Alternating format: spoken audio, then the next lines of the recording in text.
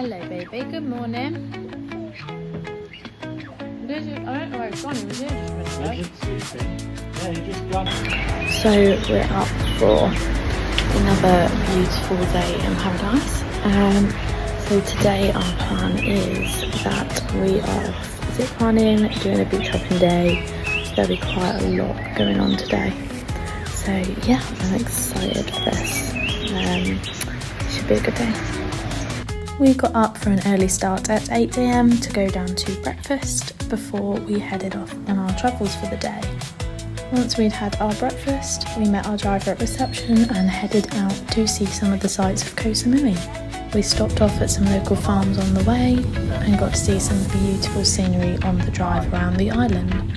Our first stop on the trip was Namarang Waterfalls. We did only visit the main tourist one where you can walk the pathway to the bottom, just because with a toddler this was the most suitable option to still go and see it. We took some time there to take some photos and take it all in. You can go for a little swim and paddle if you wish to, but we just went to view and have a walk around before heading off on our beach hopping island tour for the day. Now, because we got a driver, we didn't pay any fees for parking or anything like that, as we'd paid the driver for the day. But I believe if you park inside the actual place itself, it's 20 baht. But if you prefer to walk it from the outside of the perimeters, the entry is free, so you can walk this as long all day as you want. There are some stalls around selling souvenirs, drinks and trinkets, so if you are into that, that also is all there too on the entry. Just bear in mind you will need to go around some sort of time that they've had rain, because it could be quite dry with not much going on if Samui hasn't had much rain there in the time period that you go.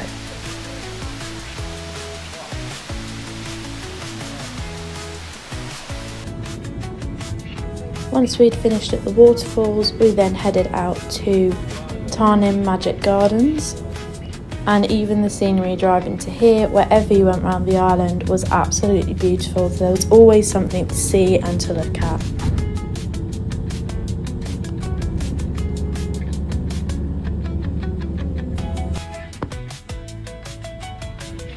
Once we arrived, we paid our entry fee. Obviously, we had previously paid all this to the driver, but it's 80 baht per person to get in.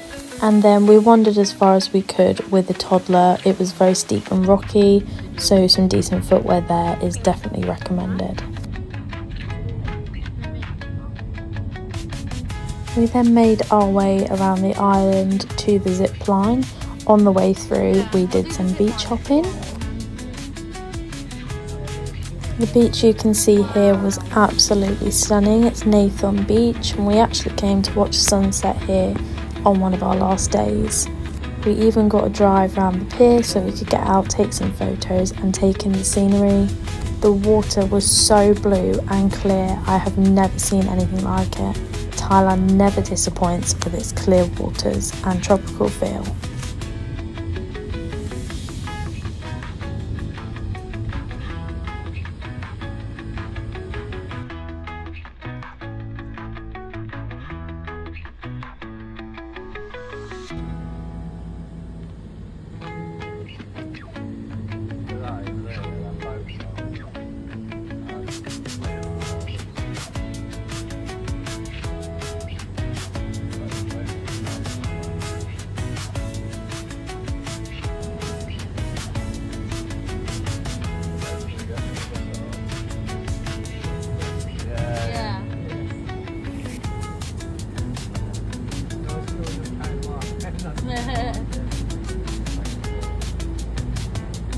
On our way to Mainam Beach, we had some gorgeous views to look out at, and we completely personalised this tour.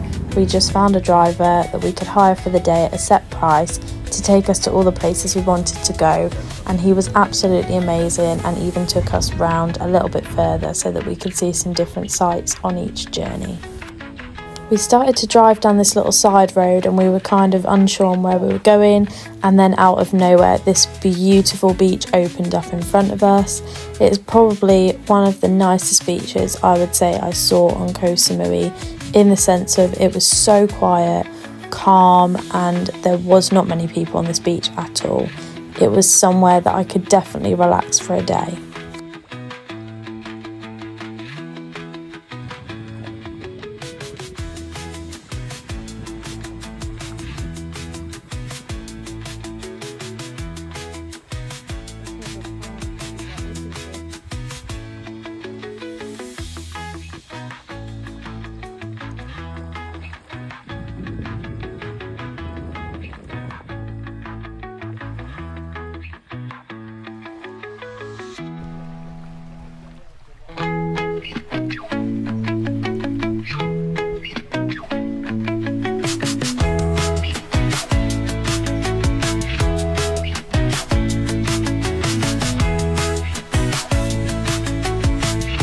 So once we had left Mainam Beach, we then headed off to our ziplining, and we had a lovely little friend join us from the beach. I was watching him the whole journey to make sure he didn't jump anywhere I didn't want him to. But we eventually got to the ziplining, and we had to jump on a jeep from our taxi to go up the steep road all the way up to the viewpoint and the zipline entry area. Now they have these waiting in the car park for you if you do pre-book, so you should be ready to go as soon as you get there. I have added the link in the description for the ziplining, so you can pre-book your ziplining through there like we did.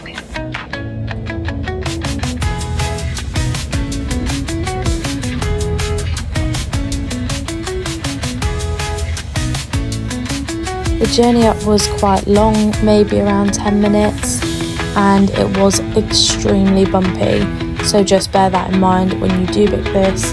Getting up is quite a hefty job.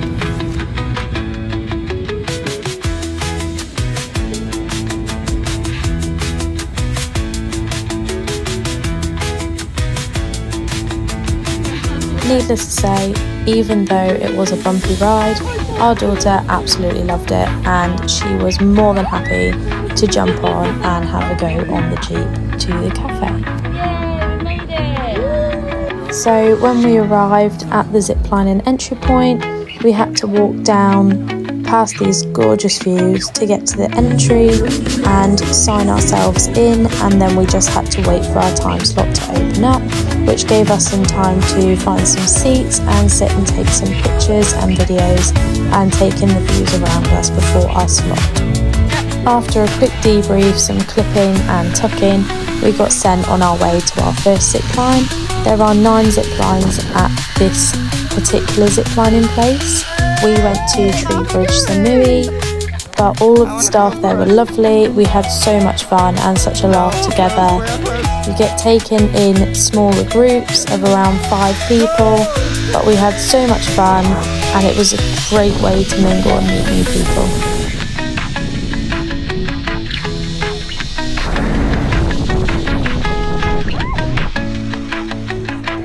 Prices here started from around 1,500 baht per person in Thai baht, but it is well worth it for the amount of ziplining you get to do and everything it includes. There is even a waterfall trek that you do zipline over too, so that is well worth going to see. In regards to cameras, some people did manage to take their phones, some people got told to leave them in lockers, so I think it just depends on who you have taking you onto the ziplining. But they do allow GoPros and handheld cameras.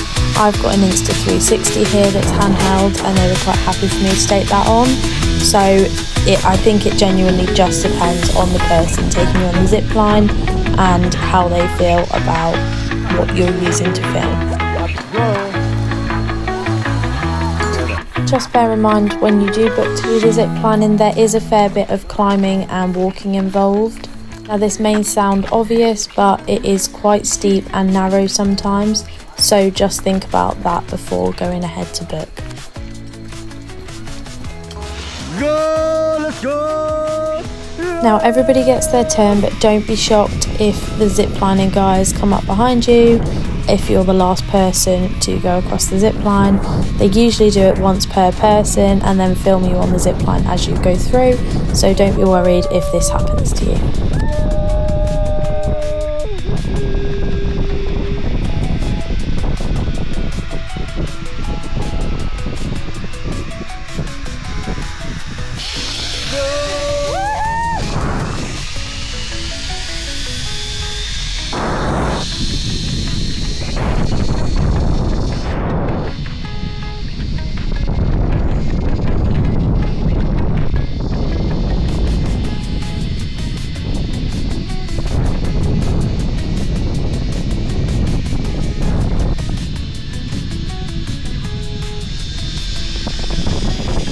Once we'd finished our last zip line, we then went and got unhooked from everything and celebrated at the cafe with a drink and a little walk around. You do get a free drink included in the price of the ticket too. We then headed to our next stop, which was Boh Put, Fisherman's Village. We had a little wander around and we went to see Coco Tams during the day for a bit of lunch. And this restaurant was absolutely beautiful. It is one of the more popular ones and the more expensive ones on the island, but it is well worth seeing day and night. I would highly recommend even just going to get a cocktail for the views. If we ever get a chance to visit Koh Samui again, we said we'd definitely stay in Phuket. We stayed in Lamai this time, but this was such a lovely area to stay and there was so much to do and see. We then took a ride to the last beach of the day, which was Chongmon Beach. This was an absolutely lovely beach to relax in the afternoon as there was plenty of shade, there was a little island walk you could do, some snorkeling, and there's plenty of hotels, restaurants and massage parlours. After our last stop of the day, we then went back to the hotel and decided to have a 7-Eleven night.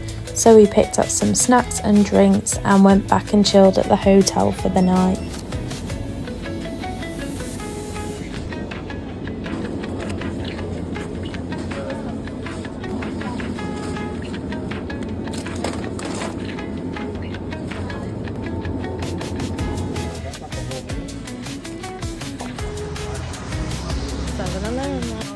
Oh, sorry.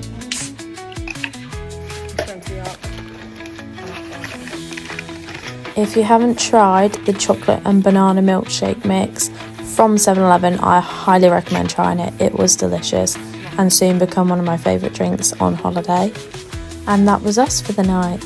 If you love these videos and follow along, don't forget to like and subscribe.